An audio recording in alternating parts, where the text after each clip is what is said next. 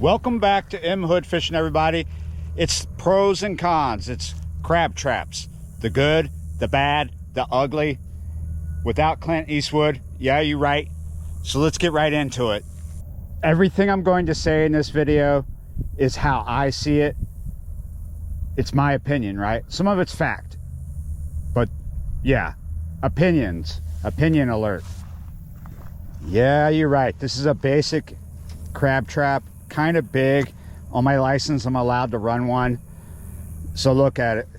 It takes up a lot of room in this dog trailer. Sorry, I'm bumping you. But there we go. Just wanted to show you that. Look at that.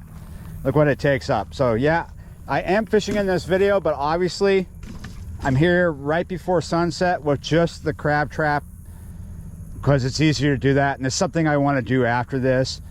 But look at it. Here's the openings. See the size of that? It's mirrored over here on the other side, same size. This opening here, it's got a bungee on it, and it just makes it open like that to get the crabs out, right? We're going to close that back. Then we're going to turn it over. This is the bottom, right? Because you see these pieces of rebarb here and right down there. Weighs it down. So this is pretty cool. They're not all like this. Some are different. There are different sizes. There are smaller ones. This is where you put your bait. Here's the bait. Caught this last night. What we got here? Skipjack.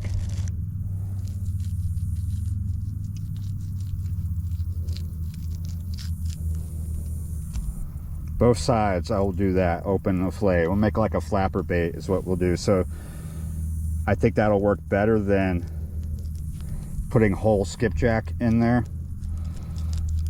You got to expose some flesh for the crabs to pick at. It'll put a lot more flavor in the water, drawing them in. Last one. It's my smallest one, actually. Cutting towards myself. Big no-no. Don't do as I do. So I caught 5 of these last night. Wasn't very good, but 5 is good. 5 will work. You just stick them in there like that. Close that. Right off the bat, there's a pro and a con that are super obvious, right? Let's go with the pro.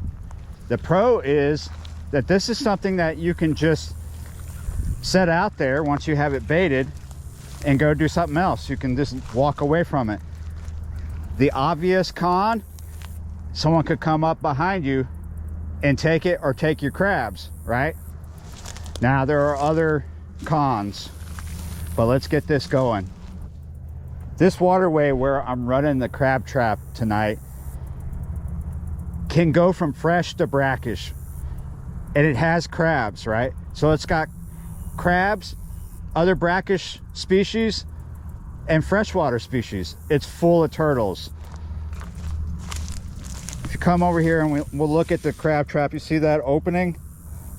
Yeah. So one of the major cons of running a crab trap at a spot like this, it does have crabs here, but because we're doing it from the bank, we're just going to go ahead and drop that right there, right off this bulkhead. It's about in between 5 and 6 feet deep. Because we're running it from the bank up here where there's a lot of crabs, there's also a lot of turtles, and turtles can get in there, and that's not the kind of trap that turtles will survive.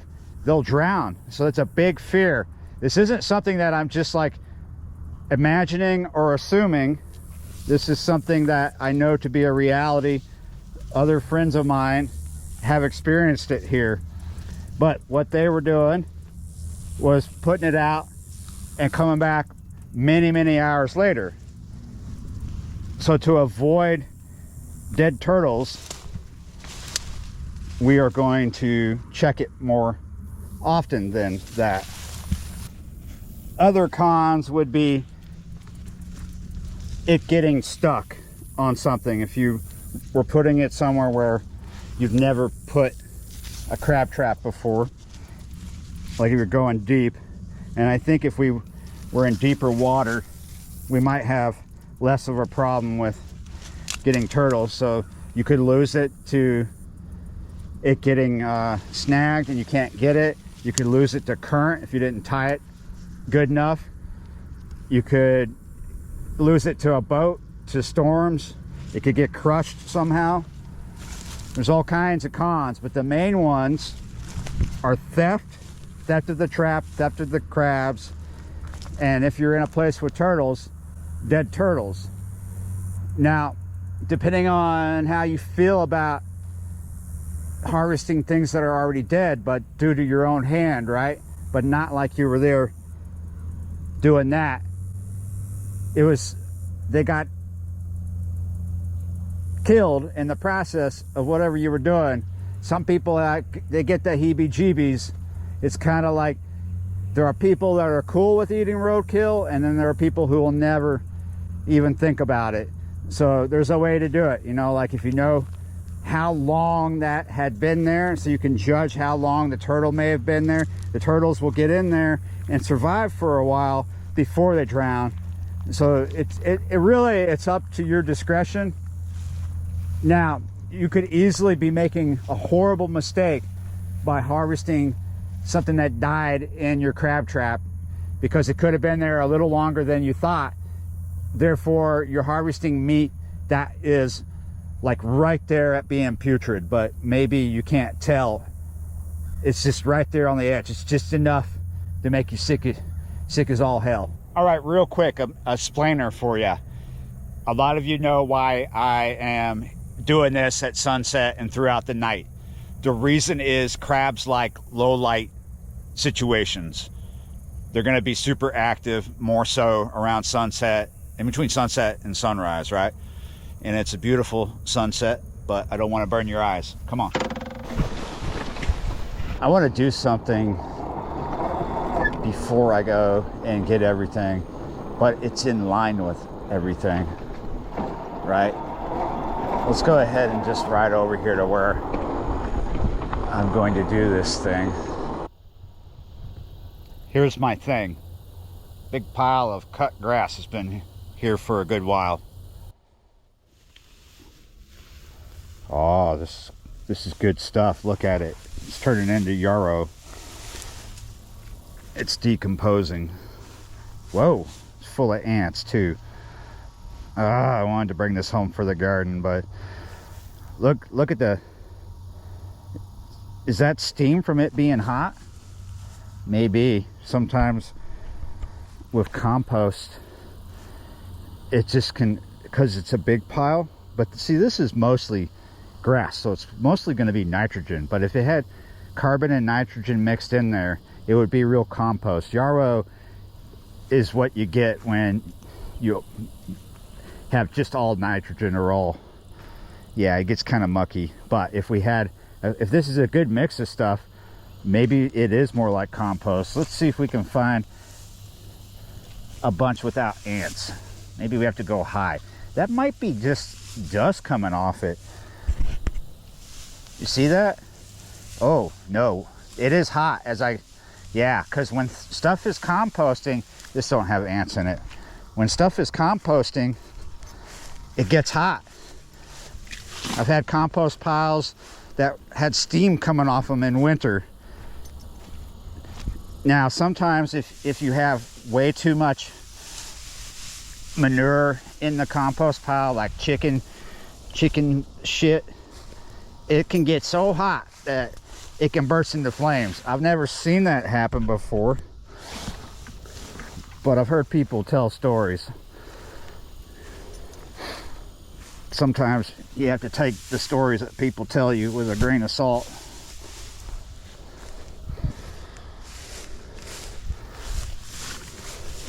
I would like to get more than that, but I don't know if I can get home with more than that. I'm going to use it as mulch around the plants and the beds. So I've been gardening a lot throughout my life, off and on. I really like it.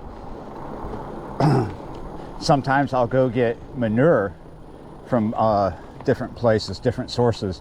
And I used to do that in the Bywater in New Orleans, but with a bike and trailer like we're doing today, but not an e-bike. So I had a trailer similar to what I have today, but smaller, and I would put a giant garbage can in it, and I would go to the stables in the Marigny, another neighborhood, where they had mules and stuff, right? Because of, you know, the wagons and whatnot hauling tourists around. So I'd go fill up on the manure and then haul it, and it's like in the middle of the day, right? Haul it through these neighborhoods full of tourists and yuppies and all kinds of different people, but not the sort of people who are used to someone hauling a bunch of manure down the road. So yeah, I would have fumes behind me and bad smells, and when I had to sit at a stoplight or whatever and people walked by, they thought there was something wrong with me. Like, why would you need all that? And you tell them it's for the garden, and they still don't understand, because they just don't understand. They don't have any knowledge to help them understand. They think if you need fertilizer, you should just go buy some Miracle-Gro. If you need crabs, you should just go to Kroger's or the bar on the corner. Definitely a big pro to running a crab trap is being able to do what I'm doing right now, things of this nature. I'm not going to actually show you my garden. I'll tell you about what I'm growing and not growing. I like to grow food, but I'm not growing food. I'm growing things that give me the end result of shade. I'm also growing different ornamentals like giant elephant ears, different flowering plants that grow in the shade. I'm growing river willows. I'm growing false bananas, different things like that. Basically, most of the ground that I have my yard to grow in is shady, right? And then part of it is just smack dab in the sun. And I live in a metal box, so I'm growing stuff to shade the metal box out to make it cooler. And I'm just growing a shade garden where it's shady. Pros and cons of what I'm using for mulch: lots of weed seed, right? Lots of grass seed. But it's all good. The soil in the shady part where the shade garden is has a high acidic level because of pine needles. So adding this nitrogen will be good. The end result may be bigger leaf, more leafing out, right? When you have a higher source of nitrogen in your soil than carbon. Like say if you're growing tomatoes and there's too much nitrogen in the soil, your tomato plants are going to produce more leaves than tomatoes, because you're feeding them so much of that leaf growing energy. Here I am after dropping off the hay, walking the dogs, and getting all the other stuff together, right back where we started. The question is, did Sneaky Pete come up behind me and take my crab trap? No, he didn't. But did he come up and take my crabs? Let's see. It's been a little over an hour, right? So maybe we have something, but we're gonna check to make sure we don't have a turtle.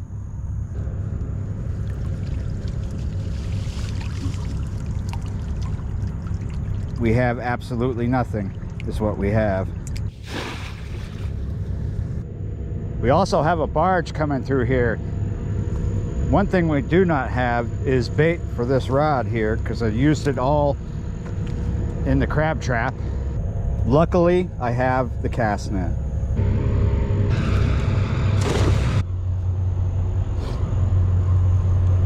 So far, no bait besides one solitary shrimp, which is on my hook. I've had a lot of traffic, back and forth traffic. And that's just in a 10-15 minute period. We still have a fairly high level here on the ICW, and it's been this way since Hurricane Francine. However, right after Francine, it was pretty much right up to the lip, right up to the top. It's dropped a little bit since then, of course, but it's still high and it's looking fairly dirty. It's not just because I'm here in the dark. I was here earlier and that's what I thought. Just didn't say as much. I mean, what are you gonna do about it, right? There's fish and there's crabs and there's shrimp, obviously, so let's just proceed, and hopefully it doesn't take till the crack of dawn to get something done here. Oh, look at that. We got some stuff in that net. First net with stuff in it, actual stuff. But what is this stuff? What is that fish, huh? Let's check it out. What do you see? What do you know? Look what we caught in my cast net. Yeah, you're right. That's pretty cool, huh? Of course, we can't use that for bait, but that is awesome. Sac-a-lait. Probably won't last long. I did let the sac-a-lait go. My next baits. I really didn't think that shrimp would last even a minute. So let's go ahead. We got some that are still alive. That's all I'm getting in the cast net is shad, except for the crappie, which I let go. So we'll do this one live and then probably end up doing cut shad. They're small, I know. That's a 5/0, only 3 ounces of lead. Let's go ahead and put this back out.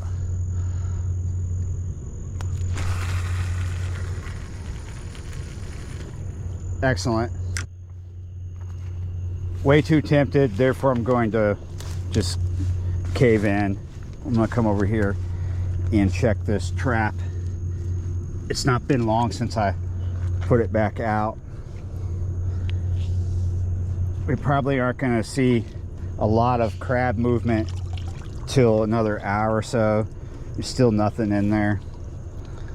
I've caught crab right here off this bulkhead before.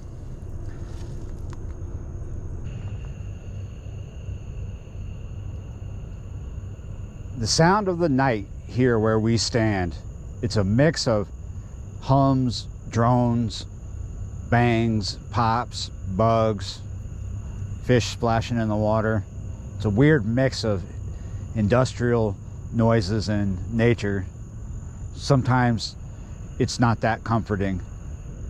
Even though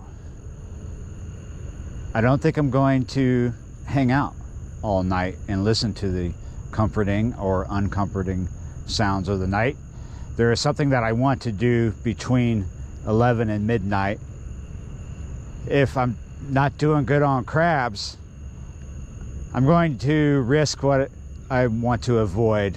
I'm going to leave the trap here and come back after I do the thing I want to do.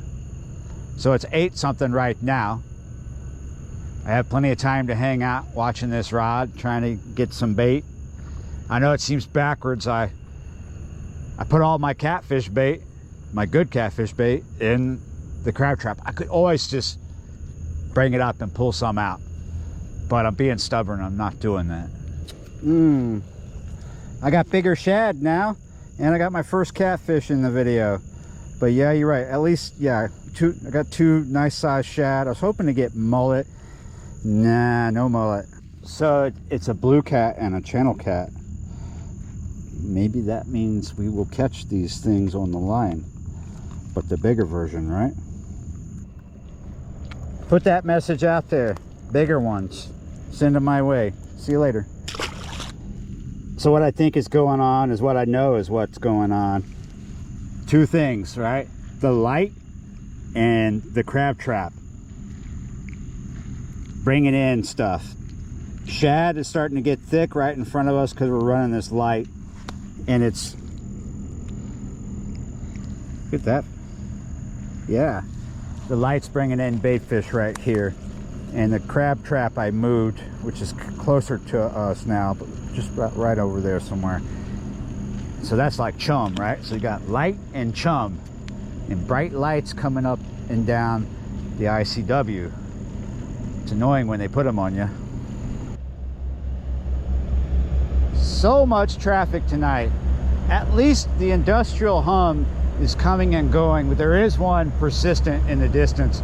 Nowhere near as bad as last night. That I like catching skipjack, and sometimes I like catching them there, but my goodness, I can't stand that industrial hum there anymore.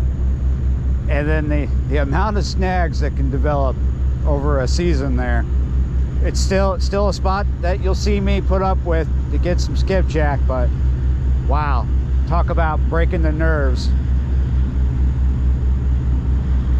At least we might get a bite from this traffic here rather than go stir crazy and lose my mind, because that about what happened last night. What we got something big in the net. I think it's something I don't really like having in the net, because they tear up the net. Can you guess what it is? Here, let's just get it out. It's a freaking spotted gar. It's a fat one too. Tried to bottle rocket out of that net and make a big hole. Luckily he did not make a big hole. I'm gonna let him go. You're gonna go on your own? You're getting really close. I've had bite after bite on these cut shad. Here. That thing bucked right as I let him go, and it caught my hand. The fins, the edge of their gill plate can be sharp, and that's what got me, I think. So I'm getting a bite right now. I got these baby shad. See these? They're not worth keeping. Well, that one maybe, but I've got plenty, so I'll let them go. Yeah, I just keep getting one bite after another, but it's not coming of much. Maybe small cats, because that's definitely what we're picking out of the net every now and then. Yeah, we're getting more in the net than we are anywhere. Haven't seen anything in the trap. Yeah, you know, I haven't got anything on the line, but I'm getting bites, so maybe I will. But how much longer do I want to stay? It is 9:13. I think I'm going to jet out of here at 10, leave the trap, come back after midnight, see what's up. We might end up running it till the crack of dawn. I mean, that's what crab traps are intended for, to put out for overnight, several hours, right, and then come back. Like, put it out before sunset, come get it at sunrise. In this scenario though, I'm worried that we're gonna be coming and getting a crab trap full of dead turtles. Okay, it's almost 10 o'clock and I've made a decision. You may like it, you're probably not going to like it though. I don't really like it, but based on my schedule, other things that have just came up that I'm doing, I really can't come back early in the morning. I need to get some sleep. So we're not going to leave this out. It is a bit of a waste, but let's just give that back to the world. I think it's been a complete failure is what I think. Yeah, you're right. No fish, just weird things in the net. But really, I set out to make a pros and con video about traps. And really, I just don't want to leave it overnight. Not just because of my schedule conflict now, but I don't want to kill turtles. And I'm wondering, where did all the crabs go? Is it crabs out there in the deep rather than up here in the shallow? Out in the deep messing with my bait? Yeah, you're right. And they're not up here. Is there too much fresh water getting pumped into here? Because over there and over here, we pump all our rainwater into here, and it goes that way. So did the crabs go that way because of all the fresh water? I don't know, but it's a complete failure. But there you go, there's the pros and cons. Crab traps are something you put out and forget about and then come back several hours later. Crab nets, that's something that you can do as you're there. You don't walk away from them. Maybe I'm more of a crab net person. Maybe I should just call this the pro and con video and get back to it another time. But yeah, you're right, I'm not leaving it out. I'm pulling it, I'm bringing it home. Thanks for watching, and I will see you next time.